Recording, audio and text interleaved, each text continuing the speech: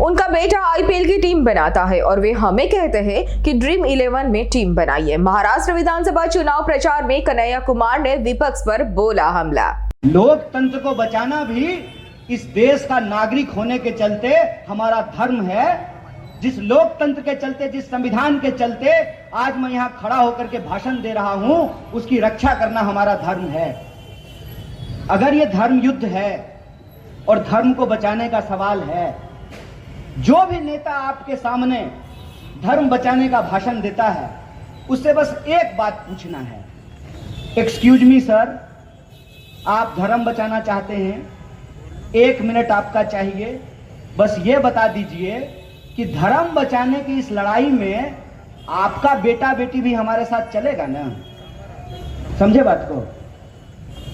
कि ऐसा तो नहीं होगा कि धर्म बचाने की जिम्मेवारी हमारी और ऑक्सफोर्ड कैम्ब्रिज में पढ़ने की जिम्मेवारी आपके बाल बच्चों की। अगर धर्म बचाना है तो सब मिल करके बचाएंगे। ऐसा तो नहीं होगा ना कि हम लोग धर्म बचाएंगे और जो है डिप्टी सीएम साहब की पत्नी जो है वो इंस्टाग्राम पे रील बनाएंगी।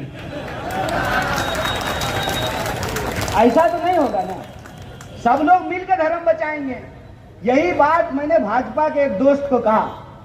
हमने कहा कि दोस्त, धर्म बचाना है तो चलो नेताओं के बच्चे भी धर्म बचाएंगे।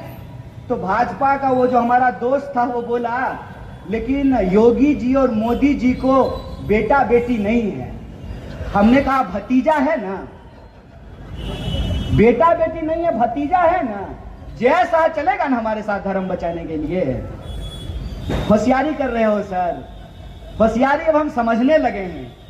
होशियारी हम इसलिए समझने लगे हैं कि डॉक्टर बाबा साहब भीमराव अंबेडकर ने कहा, ऑर्गेनाइज, एजुकेट, ऑर्गेनाइज, एजिटेट। संगठित हो, शिक्षित हो, संघर्ष करो। हमने आपका नमक खाया है, आपके टैक्स के पैसे से हमने पढ़ाई की है, आंख फोड़ करके हमने पीएचडी की है। तो अब हमको ये सियासत समझ में आती है, ये खेल समझ में आता है।